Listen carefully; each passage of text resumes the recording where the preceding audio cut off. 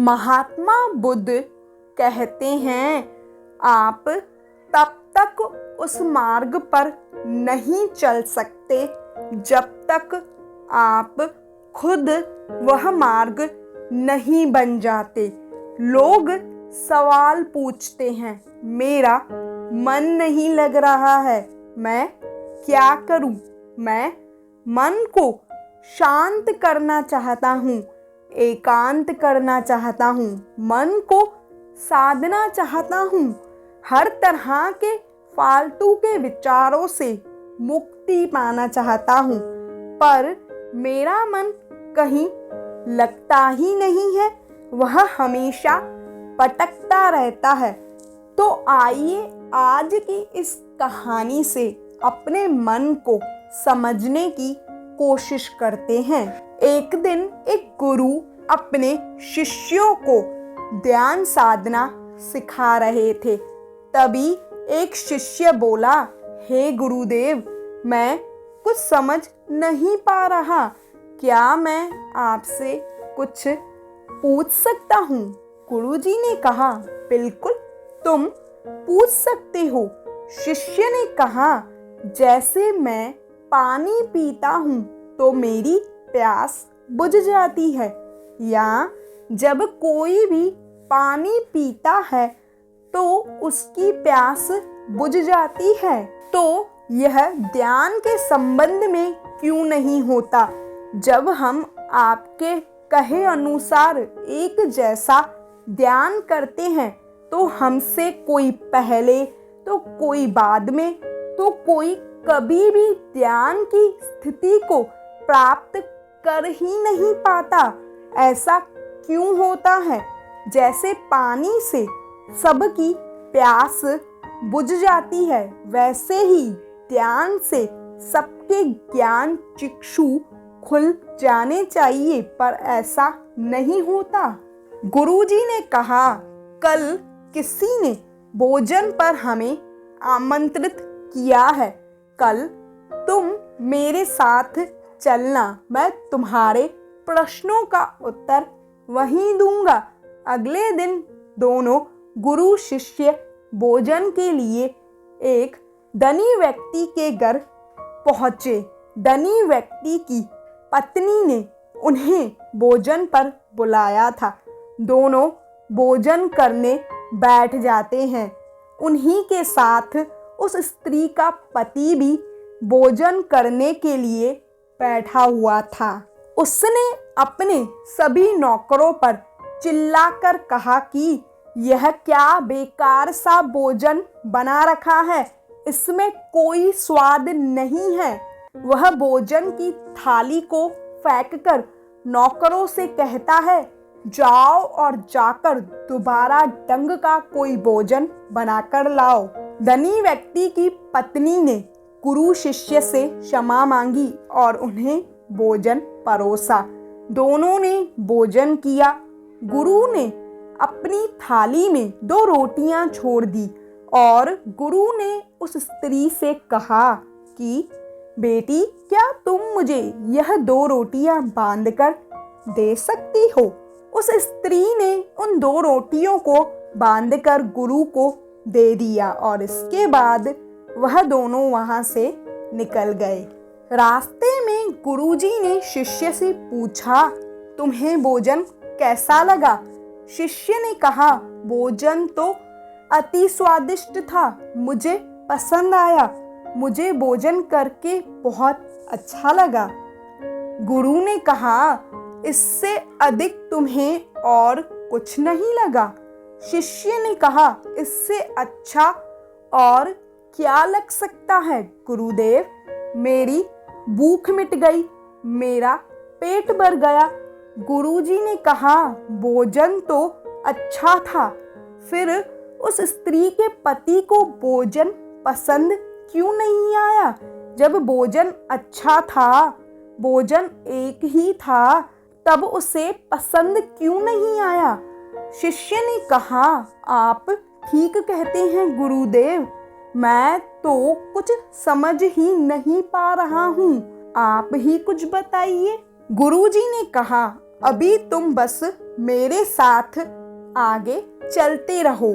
गुरु शिष्य चलते चलते बहुत दूर निकल आए।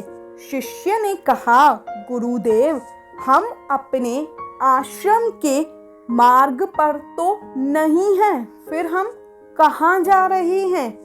गुरु ने कहा, बस तुम चलते रहो। बहुत दूर चलने के बाद एक गरीब व्यक्ति गुरुजी के सामने आ गया और उनके चरणों में गिर गया और वह बोला, हे परमात्मा, मेरी मदद करो।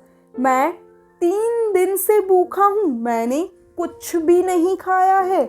आप कृपा कर मुझे कुछ खाने के लिए दें। गुरुजी ने उस व्यक्ति को एक पेड़ के नीचे बिठाया और उसे वे 2 रोटियां दी जो उस स्त्री ने बांधकर उन्हें दी थी। रोटियों को देखते ही उस गरीब व्यक्ति की आंखों में चमक आ गई। उसने तुरंत उन दोनों रोटियों को लेकर खा लिया और खाते समय उस व्यक्ति के आंखों से आंसू आ रहे थे। वह रो रहा था और खाते जा रहा था और हाथों से इशारे कर रहा था जैसे कि वह किसी अदृश्य शक्ति को इन रोटियों के लिए धन्यवाद कर रहा हो। रोटियों को खाने के बाद उसने गुरुजी को प्रणाम किया और धन्यवाद कहा। गुरुजी ने उस व्यक्ति से पूछा कि भोजन का स्वाद कैसा था? उसने कहा, स्वाद तो कहीं था ही नहीं, केवल जीवन था, परमात्मा और ईश्वर था। यह रोटियां नहीं थी, यह तो साक्षात जीवन था। यह कहकर वह व्यक्ति वहां से चला गया। गुरु ने शिष्य से कहा, देखो, भोजन वही था, लेकिन एक व्यक्ति को उसमें स्वाद नहीं आता। तुम्हें उसमें स्वाद आया, तुम्हें भोजन पसंद आता है, लेकिन वहीं दूसरे व्यक्ति को इसमें स्वाद नहीं आता, बल्कि वह इसमें ईश्वर, परमात्मा और जीवन को देख लेता है। इसी से पता चलता है कि व्यक्ति और भोजन की तृप्ति में भी अंतर है।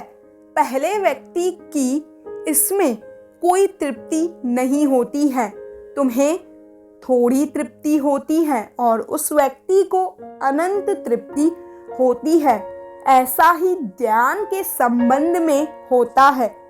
जिसको जितनी ज़्यादा प्यास होती है वह उतना ही जल्दी मार्ग बना लेता है। उस शिष्य की जिज्ञासा का समाधान हो गया। उसके प्रश्नों का उत्तर उसे अब मिल गया था, लेकिन प्रश्न का उत्तर अभी हमें नहीं मिला। प्रश्न था, मन क्यों नहीं लगता? जो लग जाए वह मन नहीं है। मन का स्वभाव ही भागना है। जब हमारे पास कोई चीज अत्यधिक होती है तब मन उससे भागने लगता है। जैसे उस धनी व्यक्ति का मन जो उस भोजन से भाग रहा था, जो उसके लिए आम बात थी। लेकिन जब कोई चीज हमारे पास सीमित मात्रा में होती है और हमें मिल भी जाती है, तब हमारा मन उससे जुड़ा रहता है और हम उस चीज की थोड़ी बहुत अहमियत भी रखते हैं। जैसे उस शिष्य का मन जो उस भोजन से थोड़ा बहुत जुड़ा हुआ था, तो उसने भोजन के स्वाद को भी जान लिया। लेकिन जब हमें कोई चीज चाहिए होती है और वह हमारे पास नहीं होती है, तो पहले तो हमारा मन उस चीज के लिए बहुत ललाहित रहता है। वह हर हाल में उस चीज को पाना चाहता है। लेकिन जब कोई चीज प्राणों से जुड़ी हो, जैसे कि वह 2 रोटियां, और जब बात प्राणों पर आ जाए तब मन गायब हो जाता है। तब आप स्वाद नहीं देखते, भोजन का प्रकार नहीं देखते, तब आपको सिर्फ भोजन चाहिए होता है। तब आप एकाग्रित हो जाते हैं। भोजन के लिए जो मिले उसी में आपको आनंद आ जाता है। स्वाद हो या ना हो, आपके प्राण उसे अंदर तक स्वीकार कर लेते हैं। और यह तब होता है जब मन नहीं होता। हम हमारे मन को लगाने की बहुत ज़्यादा कोशिश करते हैं।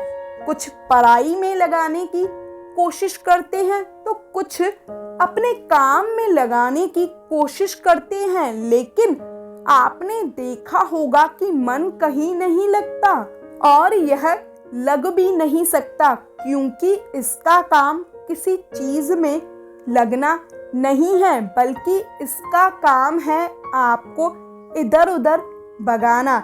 एक चीज आपको मिली तो दूसरी चीज पर ले जाना, दूसरी चीज आपको मिली तो तीसरी चीज पर ले जाना। मन संतुष्टि को नहीं जानता, वह केवल पाना जानता है और पाकर भूल जाना जानता है। जो मिल गया उसे छोड़ने की उसकी आदत होती है और जो छूट गया उसे फिर से पाने की आदत होती है। अपनी जिंदगी के पिछले हिस्सों को देखें और जानें, क्या आपका मन कहीं लगा है, कहीं रुका है, या वह केवल आपको अभी तक भगा रहा है। अब सवाल आता है कि अगर मन का काम भागना या फिर भगाना ही है, तो क्या जिंदगी भर हम भागते ही रहेंगे? क्या हम कहीं रुकेंगे नहीं? ध्यान से देखें तो जिंदगी ऐसे ही है, ऐसी ही है। जन्म से लेकर मृत्यु तक इंसान भागता ही रहता है, कभी किसी चीज के पीछे तो कभी किसी दूसरी चीज के पीछे। लेकिन फिर भी कुछ इंसान अपवाद हो जाते हैं, फिर वह रुक जाते हैं, भागना बंद कर देते हैं। तब चीजें उनके पीछे भागती है, वह किसी चीज के पीछे नहीं भागते हैं। इसका सबसे बड़ा उदाहरण स्वयं गौतम बुद्ध हैं। हम आम लोग कैसे अपने जीवन में ठहराव ला सकते हैं, कैसे हम अपने जीवन में एकाग्रता ला सकते हैं, कैसे हम अपने जीवन में अपने मन को, अपने आप को नियंत्रण करने से रोक सकते हैं। और इसका केवल एक ही रास्ता है, वह है ध्यान। ध्यान व्यवस्था लाता है, मन भगाता है। ध्यान ठहराव लाता है, मन लालच देता है। ध्यान लालच को देखने की दृष्टि देता है। मन कहता है दूसरी चीज को पकड़, ध्यान कहता है जो मिला है पहले उसे जान ले। ध्यान एकाग्रता लाता है, लेकिन ध्यान को लेकर भी हम भ्रमित रहते हैं। ध्यान का मतलब आंखें बंद कर बैठ जाने को ही समझ लेते हैं। एक छोटी बच्ची बहुत अच्छी बांसुरी बजाती है और जब वह बांसुरी बजाती है तब उसके सुर में खो जाती है, तब उसका मन गायब हो जाता है। उसके प्राण केवल उस बांसुरी के धुन में ही रंग जाते हैं और यही उसका ध्यान बन जाता है। लेकिन ऐसा इसलिए होता है क्योंकि उस लड़की को उस बांसुरी में रस आता है, आनंद आता है। यही उसकी प्रकृति है, वह वही कर रही है जो वह हो सकती है। एक टीचर अपने स्टूडेंट्स को पढ़ाता है तो उसमें खो जाता है, वह अपने प्राणों से उन्हें पढ़ाने का आनंद लेता है, उसमें उसकी रुचि है, यही उसकी प्रकृति है। जब वह पढ़ा रहा होता है तब उसके मन में कोई हलचल नहीं होती, वह ना तब भूतकाल के बारे में सोचता है और ना ही भविष्य काल के बारे में चिंता करता है। वह केवल वर्तमान के क्षणों में ही रहता है और यही उसका ध्यान है। जो व्यक्ति जो है, अगर वह वही होने लग जाए तो उसमें खुद ब खुद ध्यान घटित होने लगता है, वह एकाग्रित होने लगता है। लेकिन जब कोई व्यक्ति कुछ होने की कोशिश करता है तब उसका मन उस पर हावी होने लगता है, एकाग्रता टूट जाती है और तब हम भागते रहते हैं, सब कुछ पा लेते हैं, तब भी सोचते हैं कि कुछ रह गया है और यह अधूरापन कभी पूरा नहीं होता। क्योंकि आप जो हो सकते थे, जो आपकी प्रकृति थी, वह आप नहीं हुए, आप बाकी सब कुछ हो गए। ऐसे ही आप हमेशा अधूरे रह जाते हैं, तब मन कहीं नहीं लगता। मन की प्रकृति लगना है ही नहीं, जो लगता है वह ध्यान है, वह एकाग्रता है। और जहाँ आपको एकाग्रता मिल जाए, समझ लेना वही आपके लिए बना है, जिस पर चलकर आप संपूर्ण हो सकते हैं।